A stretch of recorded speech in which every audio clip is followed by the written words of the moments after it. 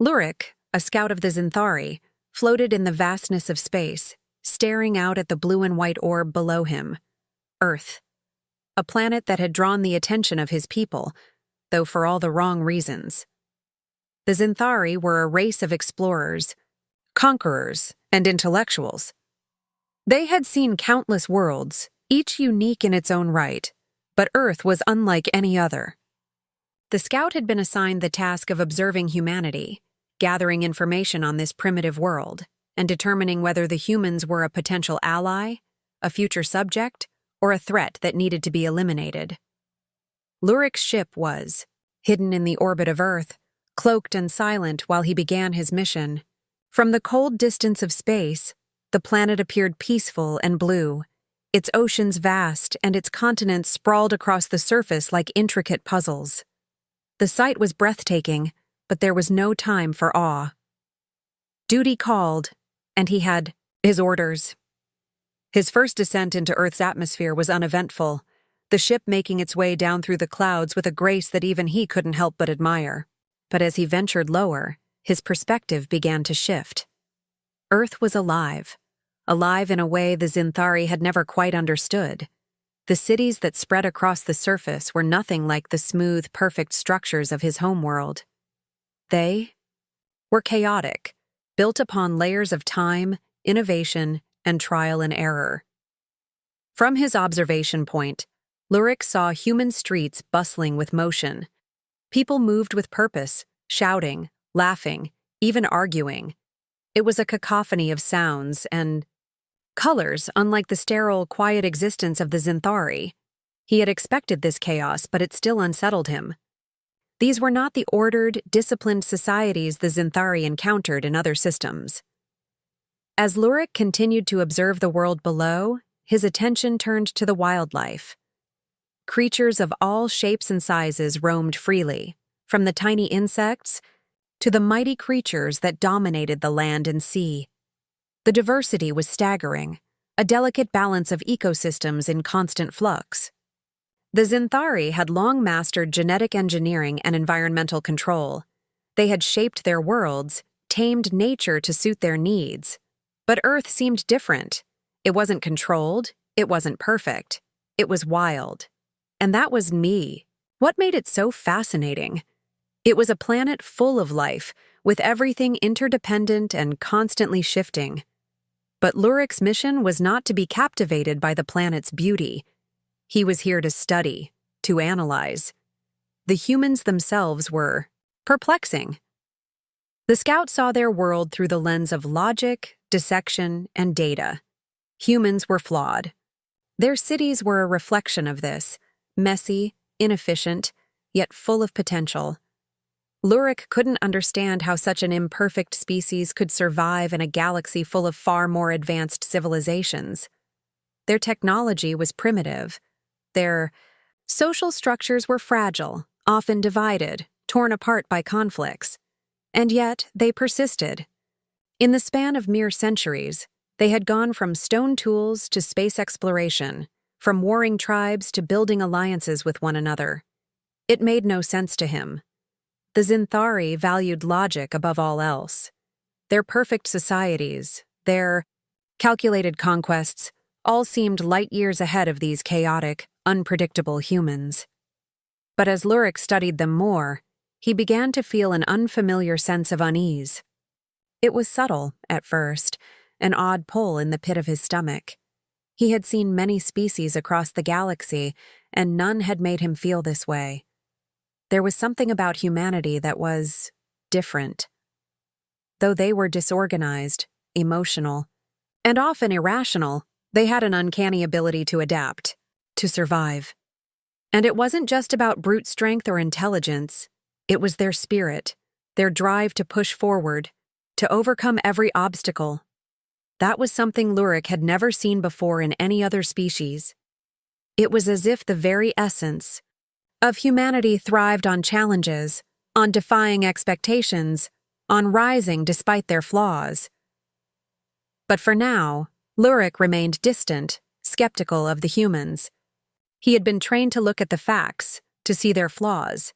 And yet, there was a nagging feeling in the back of his mind, a whisper that suggested that there was more to this strange species than what appeared on the surface.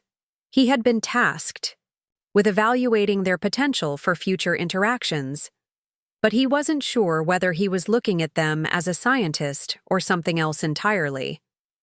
The mission had just begun, and already he felt the first stirrings of doubt. Would humanity prove to be as insignificant as he had initially thought? Or would they surprise him in ways he couldn't yet comprehend?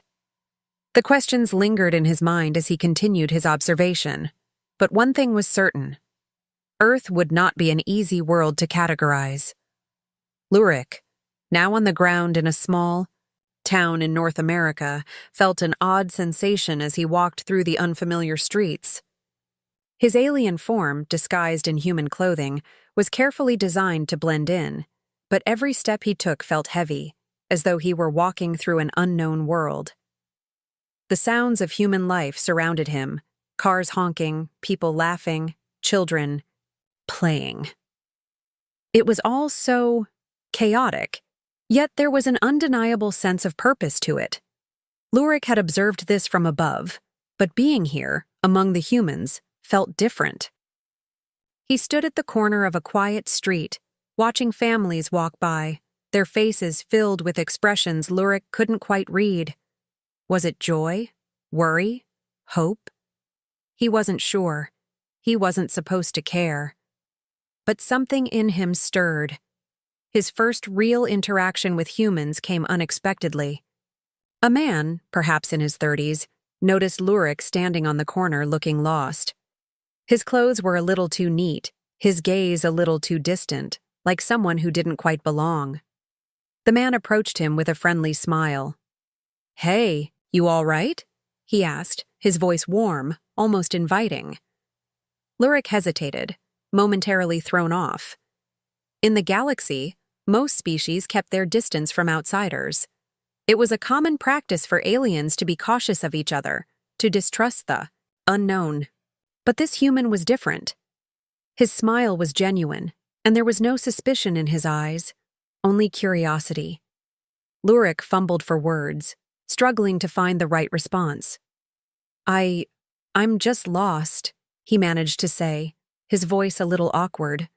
But the man didn't seem to mind. The man, whose name turned out to be John, offered to help.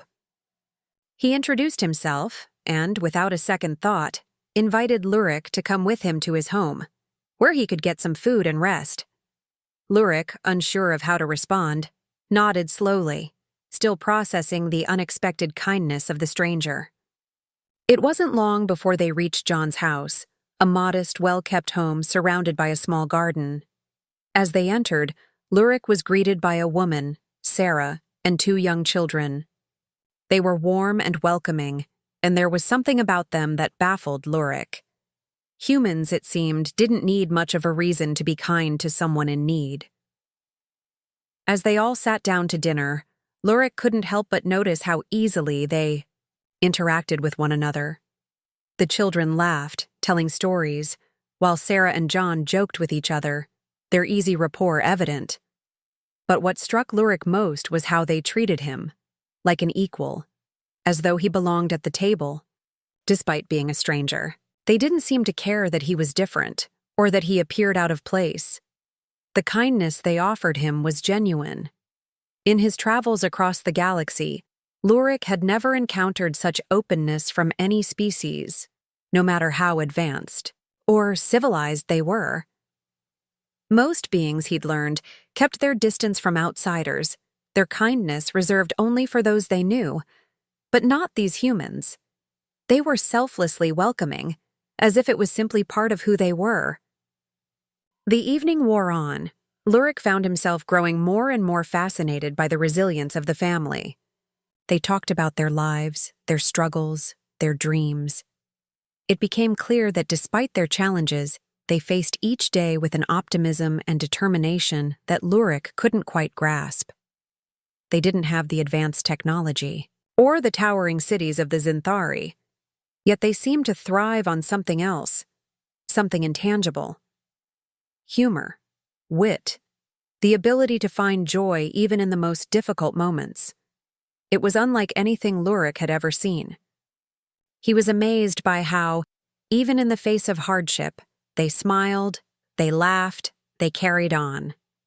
But it wasn't just the people that intrigued him. As dinner ended, the family's dog, a large, playful creature with bright eyes, trotted into the room. It immediately approached Lurik, sniffing him curiously. At first, Lurik stiffened, unsure of what to expect. But the dog was gentle, its tail wagging as it nudged him playfully. Lurik couldn't help but be surprised. On his homeworld, animals were seen as mere creatures of instinct, not companions. The bond between humans and animals was something entirely new to him. The dog's loyalty, its playful nature, and the way it interacted with the family made him realize just how deep the connection between humans and their world ran. Lurik's thoughts began to swirl as he sat back, watching the family.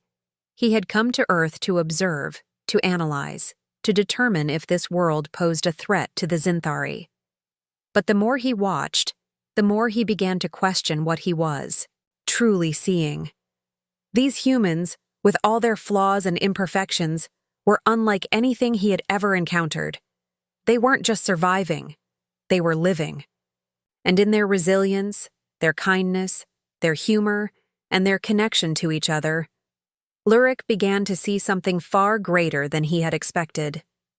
Something that made him wonder if humanity might be more than just a species to be analyzed. Maybe, just maybe, they were something worth protecting. Lurik continued to follow humanity from the shadows, observing their lives from afar with growing fascination. His mission was clear: analyze, assess, and report. Yet, the more he watched, the more his initial skepticism began to shift.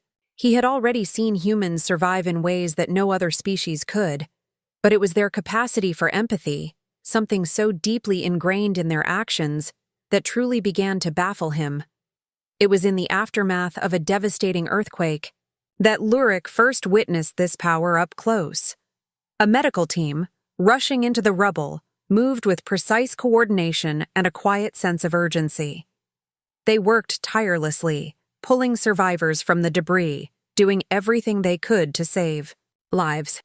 Lurik had expected to see efficiency, strategy, and perhaps even cold professionalism in the face of such a disaster. But what he saw was something entirely different. As the medics treated the injured, their faces showed genuine concern, not just for their patients' bodies, but for their emotional states as well.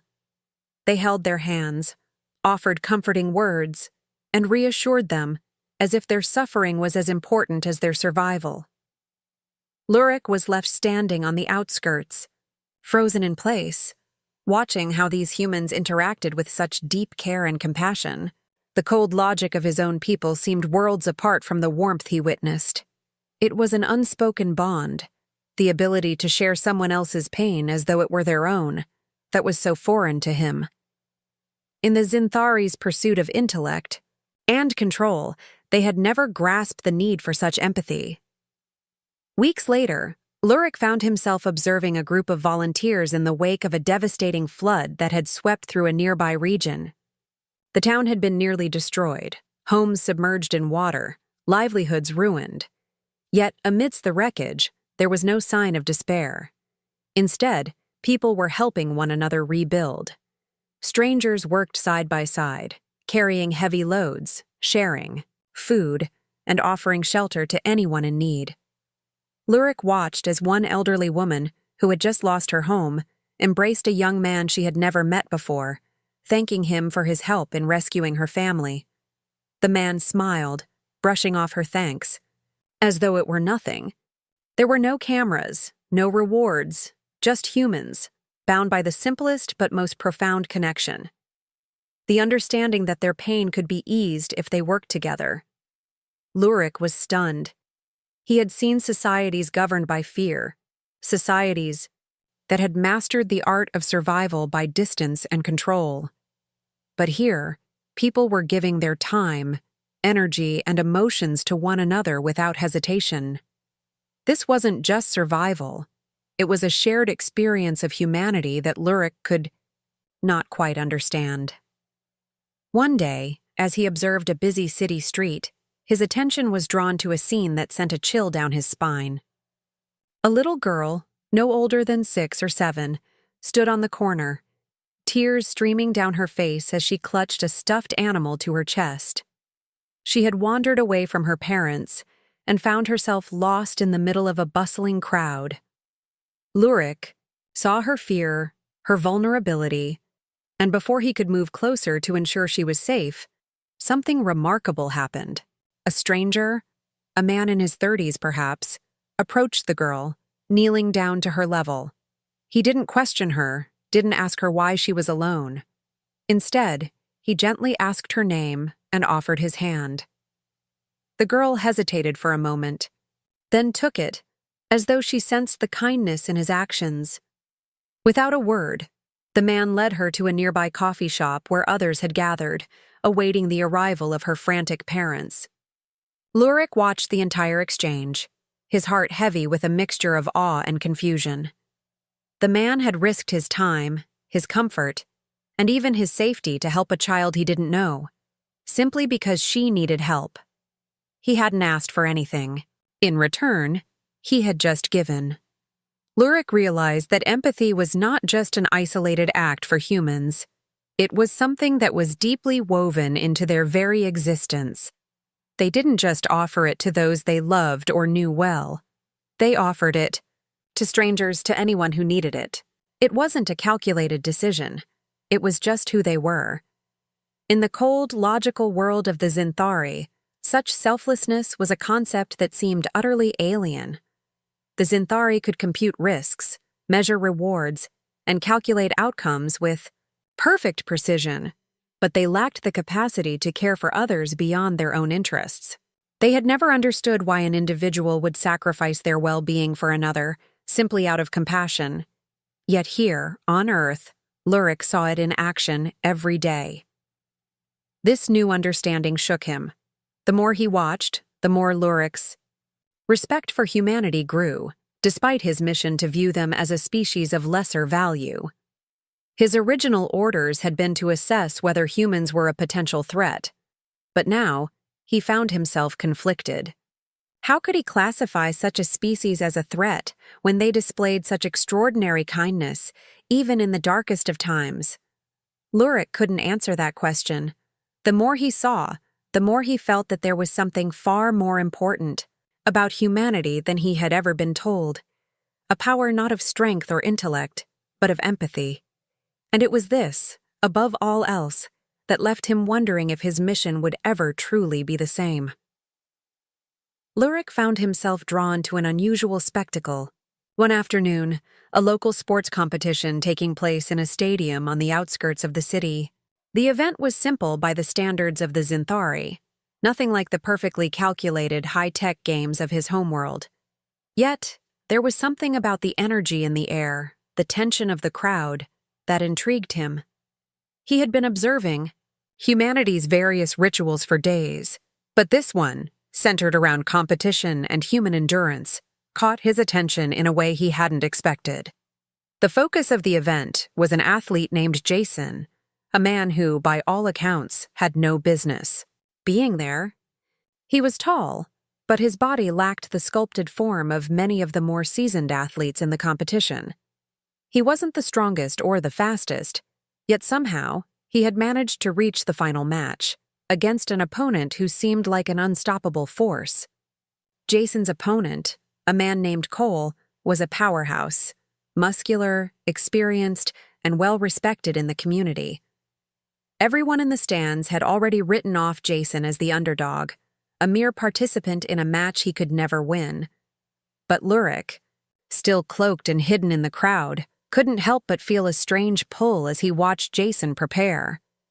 The match began, and it quickly became clear that Jason was overmatched. Cole dominated the early rounds with ease, using his strength and technique to push Jason back, each strike landing with thunderous force. Lurik observed Jason carefully, his mind calculating the inevitable outcome. The odds were against him. In the Zinthari's world, where logic reigned supreme, the match seemed already decided. But as the rounds progressed, something remarkable happened. Jason didn't back down. He didn't retreat. With each blow, with each fall to the ground, he rose again.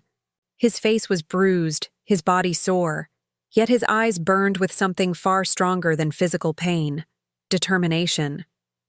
Lurik, usually immune to the emotions that ruled other species, felt an unfamiliar twinge of curiosity. He had seen many beings across the galaxy, many races who boasted far more strength and skill than this human. Yet none had ever shown this level of resilience. Despite the obvious physical disadvantage, Jason seemed determined to push through, not only for himself, but for his team. His coach shouted encouragement, and the other athletes cheered him on, but it was Jason's unwavering willpower that held the group together. He wasn't just fighting for victory. He was fighting for the pride of everyone who had supported him. Every time he was knocked down, he would push himself back up. It was as if he refused to let fate dictate his future. The human spirit, Lurik realized, was far more complicated than any data set or analysis he had ever studied. By the final round, Jason was exhausted, barely able to stand. His opponent, Cole, was also tired, but he was still a giant compared to Jason's diminished form. The crowd's cheers had turned to murmurs, some already accepting the inevitable loss. But Jason's eyes, those burning eyes, locked onto his opponent. He wasn't ready to give up. In a moment that seemed to stretch on forever, Jason made his move.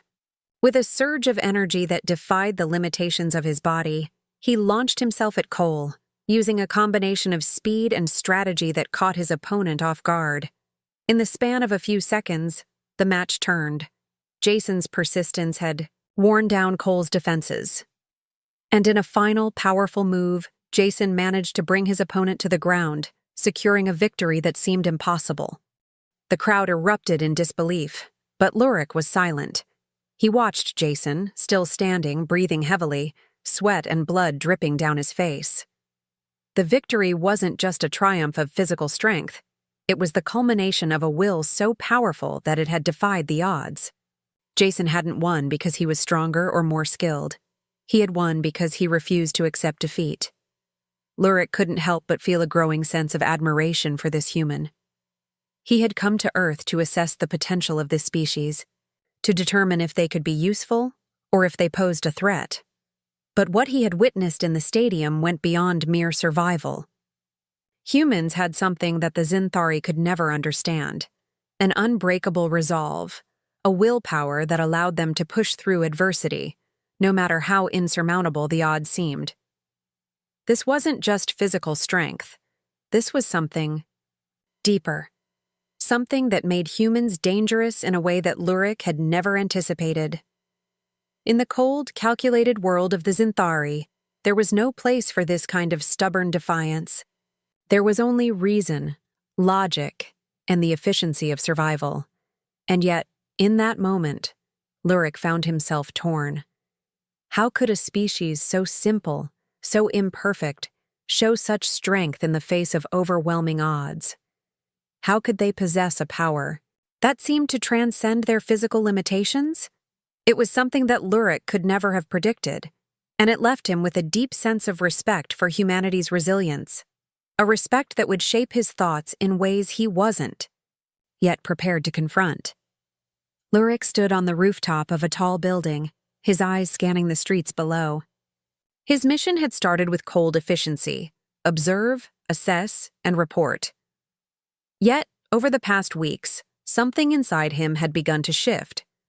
He had witnessed acts of empathy, perseverance, and courage that he had never expected from a species so seemingly primitive. He had come to Earth with the belief that humanity was a fragile and unimportant species, but what he had seen so far told a different story. These humans had something extraordinary about them, something that made Lurik hesitate, something that made him question the very purpose of his mission. It was in the midst of this uncertainty that Lurik's internal conflict reached a boiling point. A sudden crash echoed through the city streets. The ground shook violently as a building, old and weak from years of neglect, collapsed in a cloud of dust and debris. Lurik's enhanced vision immediately zoomed in on the scene, his heart racing as he saw the chaos unfold. People were trapped beneath the rubble, their cries of pain cutting through the air. The street was filled with panic, but it was clear that there was still hope. People were moving quickly, taking charge of the situation, calling for help, trying to free those trapped inside. Lurik knew he had the power to help.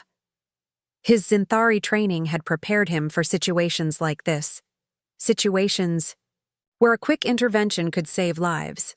His mind raced with the logical course of action.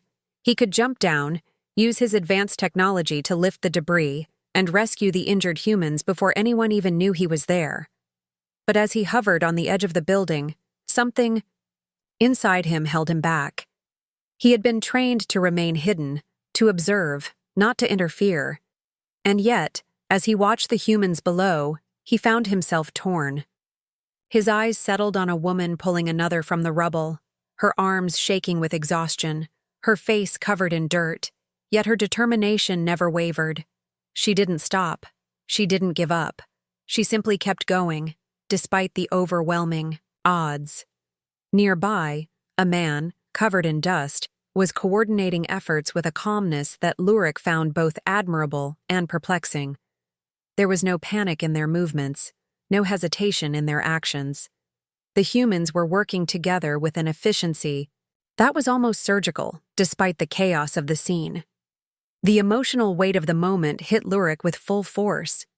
The air was thick with the sounds of people shouting, the crackling of fire, the faint cries for help. But more than that, there was a rawness in the human spirit, a force that pushed them to keep going, to keep fighting.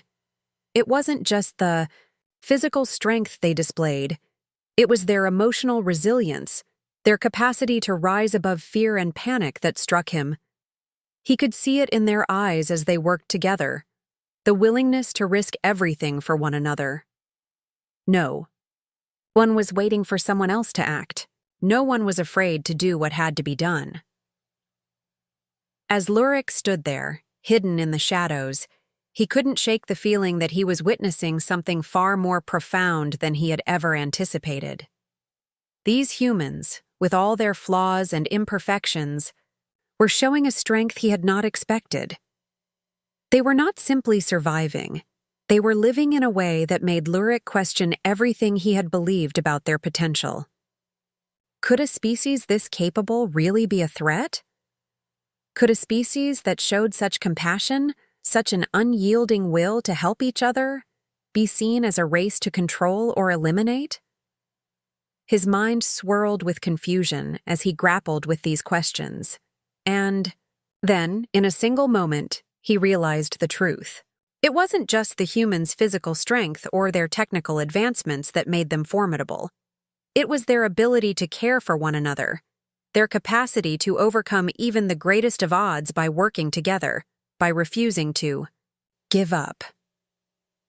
The Zinthari had always believed in logic and order, but these humans had something far more powerful. They had heart. And that was something Lurik had never understood until now. In that moment, Lurik faced a turning point. He could complete his mission, submit his report to the Zinthari, and recommend that humanity be controlled, studied, or even eliminated if deemed a threat. He had seen enough evidence of their potential for violence and destruction. But then, he thought about the woman pulling a man from the rubble, the man leading a rescue operation with calm authority. He thought about the children, still alive, waiting to be saved. Was that not proof of something more? Was it not proof of something worth protecting?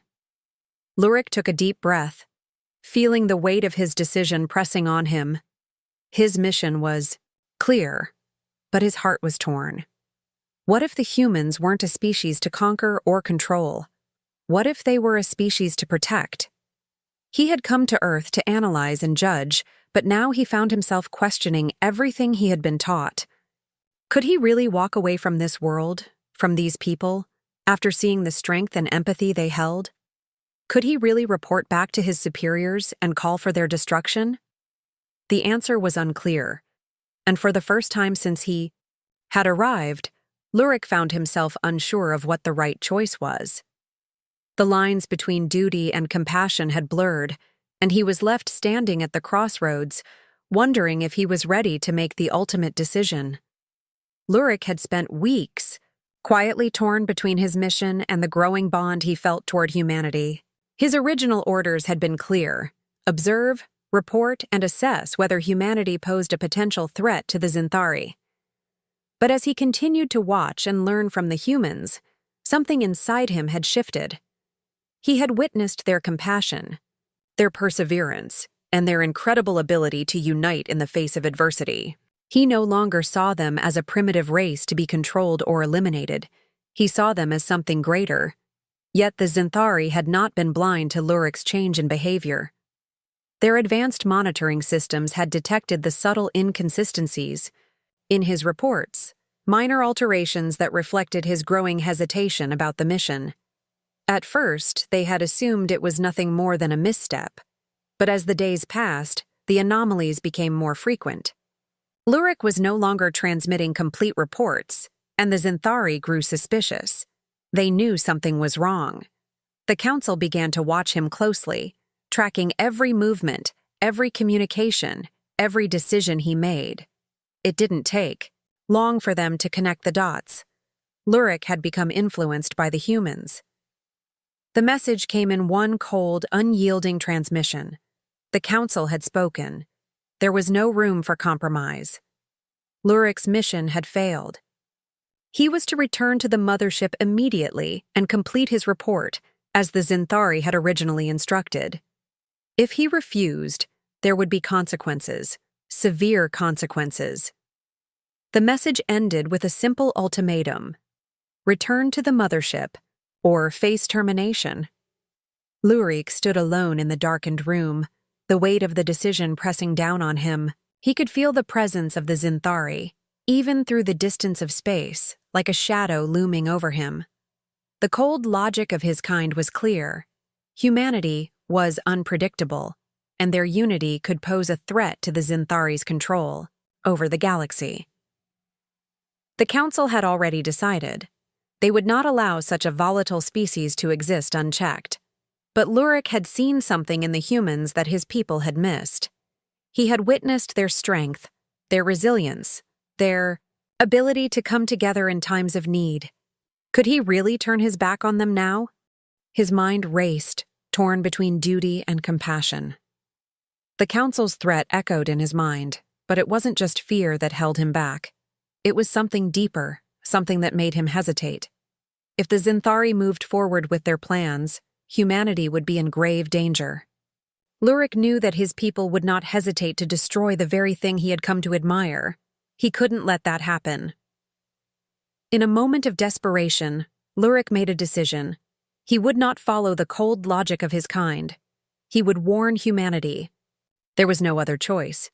If he didn't act now, the Zinthari would descend upon Earth with all the force of their advanced technology and merciless precision. He couldn't allow that to happen.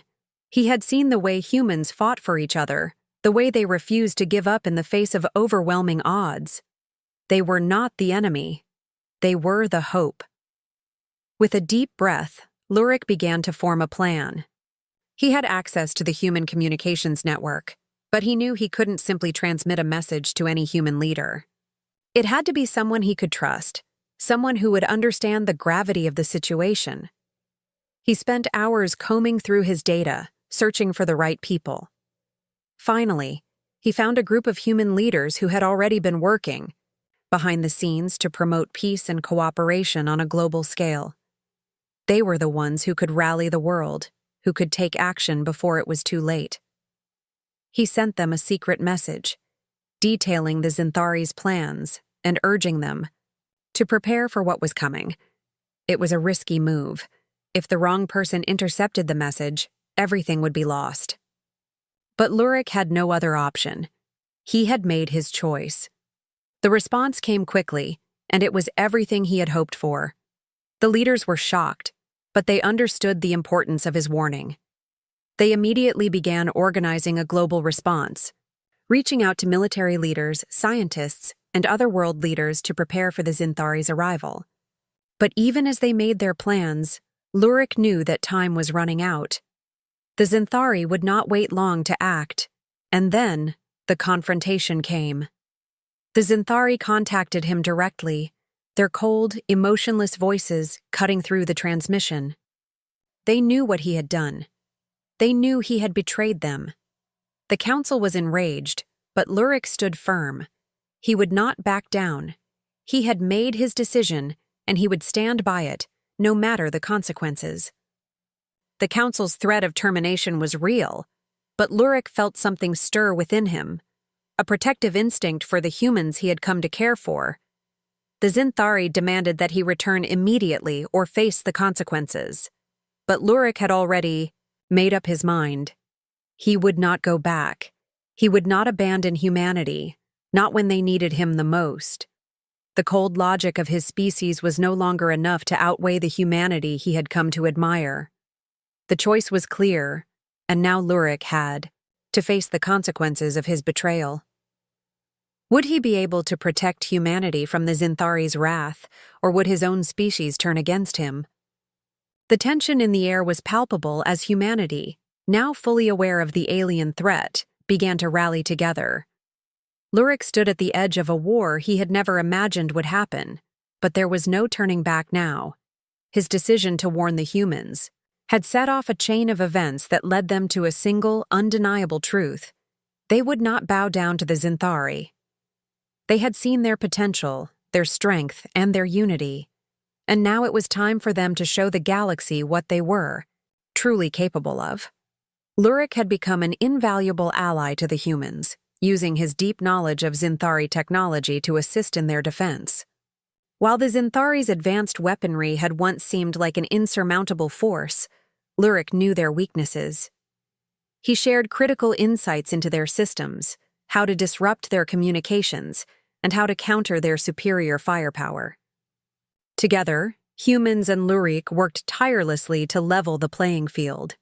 He marveled at the ingenuity of the humans, their ability to adapt and improvise in ways he had never seen before. They used their limited resources to craft weapons that would have seemed impossible just days before, and they built strategies that outsmarted the Zinthari's cold, calculating approach. The final confrontation came when the Zinthari fleet arrived in Earth's orbit, their ships dwarfing anything the humans had ever seen. The countdown to invasion had begun, and the world held its breath. But the humans were ready. They launched a coordinated attack from all corners of the globe, utilizing every asset they had: satellites, advanced drones, and even the most creative minds among them. Lurik watched as humanity's courage fueled their defiance, their determination, overpowering the technological advantage of their would-be conquerors. The Zinthari had come to Earth expecting a quick victory, but instead, they found themselves caught in a fight unlike anything they had ever faced. The humans did not surrender, did not crumble. They pushed back with everything they had. Lurik, who had once believed that humanity was nothing more than a primitive species, found himself in awe of their spirit. It wasn't just their technology, nor their resilience that impressed him. It was their ability to innovate in the face of extinction, their willingness to fight not just for survival, but for something more. It was their unity, their will to protect one another, and their unyielding belief in their own right to exist that made them unstoppable. As the battle raged on, Lurik realized that it was this very spirit that made humanity unlike any other species in the galaxy. The Zinthari, though technologically superior, were no match for the human ingenuity that had been awakened. Despite their massive ships and powerful weapons, the Zinthari found themselves increasingly outsmarted and outmaneuvered. Humanity's resistance wasn't just a physical one, it was a mental and emotional battle. The humans fought as one, each individual, contributing in ways that made the whole stronger than the sum of its parts. And in the end, it wasn't the advanced weaponry that decided the outcome. It was the human spirit. The final blow came when a small group of humans, working with Luric's guidance, managed to infiltrate the Zinthari mothership. They disabled its primary systems, rendering the fleet defenseless. The humans' victory was not just a victory over an alien force. It was a statement. The galaxy would no longer see humanity as a primitive, insignificant species. They had proven themselves. They had shown that their strength was not only in their technology or their survival instincts, but in their unwavering spirit. As the last of the Zinthari ships retreated, Lurik stood beside his human allies, feeling something he had never felt before: pride. He had chosen to stand with the humans, and in doing so, he had learned more about what it meant to be strong, to be truly alive. He knew that his choice had changed everything. The Zinthari would never underestimate humanity again, and Lurik had helped ensure that the human race would not just survive, but thrive. In the aftermath of the battle, as the world began to heal and rebuild, Lurik made a decision. He could have returned to his people, to the Zinthari, but he knew now that his place was here, on Earth, with the humans. He had seen their true strength, the strength that lay not in their technology, but in their ability to come together, to fight for each other, and to never give up. This was a species worth fighting for, and Lurik had made a promise to himself. He would stay, to help them reach their full potential, to stand beside them as they shaped their future. The war was over, but the real battle, the one to prove humanity's place in the galaxy, had only just begun. And Lurik, once a cold observer, now fully aligned with humanity, was ready to fight alongside them, no matter what came next.